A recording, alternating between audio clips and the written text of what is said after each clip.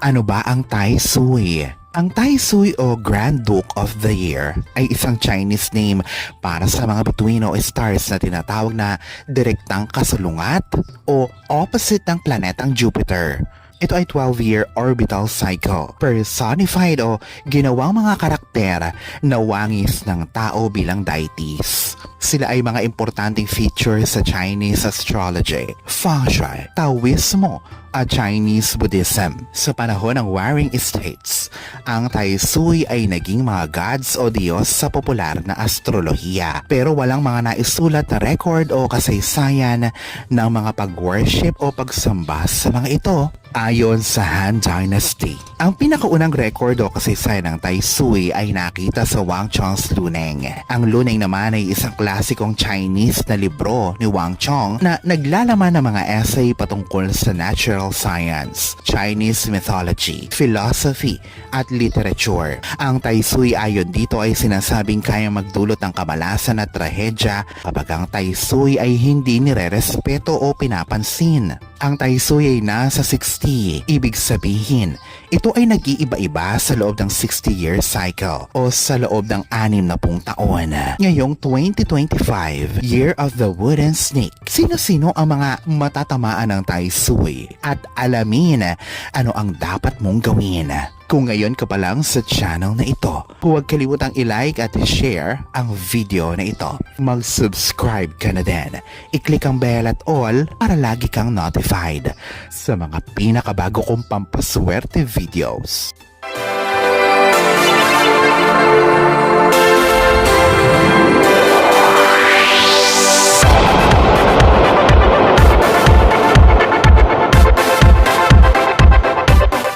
Ang mga ipinanganak sa taon ng ahas ay papasok sa kanilang sariling zodiac year sa taong 2025, taon ng Wooden Snake. Ang kanilang kapalaran sa taong ito ay medyo hindi magiging maganda. Hindi magiging maganda ang mga bagay-bagay para sa kanila. May mga problema sa kariyer at ang mga conflict ay maaaring mangyari sa kanilang pamilya. Bantayan ang kalusugan ngunit manatiling positibo kahit nasa harap ng mga suliranin.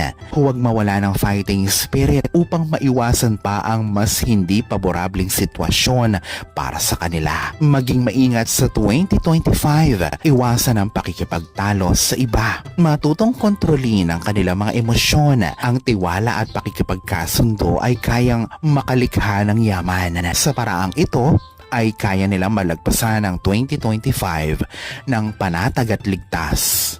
Ang mga tiger ang nasa Harm Tai Sui ngayong 2025. Sila ay maaaring magkaproblema sa kanilang mga relasyon dahil sa maling balita o paninirang puri. Ngunit huwag mag-alala dahil sa mga swerteng bituin nila ngayon ay malalagpasan nila ito, kaya manatiling positibo lamang. Pag-ingatan ang kalusugan tiger sa 2025. Maaari ding makaharap sa mga problema sa pag-aasawa ang mga tiger. Sila ay pinapayuhang mag-focus sa kanilang mga relasyon sa mga mahal nila sa buhay. Hanggat ang buong pamilya ng tiger ay harmonious o may kabalansihan, sila ay aakit pa din ng swerte. Ang mga pig, sila ang may seryosong conflict sa Tai Sui sa taong 2025. May hindi maiiwasang malaking pagbabago na siyang mauuwi sa mga pangyayari na di kasiya-siya sa kanilang swerte at kanilang yaman. Ang kalusugan at pag-ibig ay seryosong maaapektuhan. May serious financial loss din, kaya maging mapangmatsyag. Para sa mga pig, ipinapayo na iwasan nilang mapunta o pumasok sa mga mahihirap na sitwasyon, talasan ang kanilang kutob at gamitin ang intuition ngayong 2025. Ang mga monkey ang nasa torturing Tai Sui at destruction Tai Sui sa taon ng Wooden Snake 2025. Sa astrolohiyang Chino, ang monkey at snake ay nasa parehong grupong ito. Kaya naman pagpasok ng taon ng ahas sa 2025, sila ay mahaharap sa tinatawag na torturing Tai Sui. Ngunit asahan na ang mga monkey ay makakatamo ng tulong dahil sa mga auspicious stars nila. Ngunit pag-ingatan ang kanilang mga pera para makaiwas sa mga seryosong financial crisis kung saan ang kanilang income ay hindi sasapat para sa kanilang mga gastusin. Tandaan ka, Laurel, na hindi porket apektado ka ng Taisuy ay puro hindi paborableng mga pangyayari ang iyong makukuha sa taong 2025.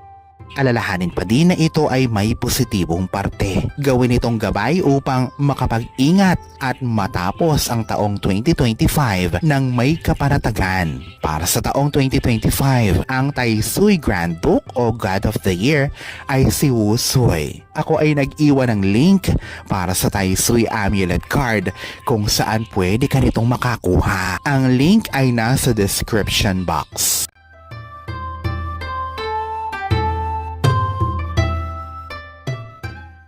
Alalahanin na sa poong may kapal pa din, nagmumula ang lahat ng pagpapala, ang kasipagan at ang kabutihan sa ating kapwa kasabay ng buo mong pananalig sa may kapal. Ang siya pa rin na dapat ay manaig. Ang mga ito ay mga gabay lamang. This is Fiddle Rosario. Thank you for watching.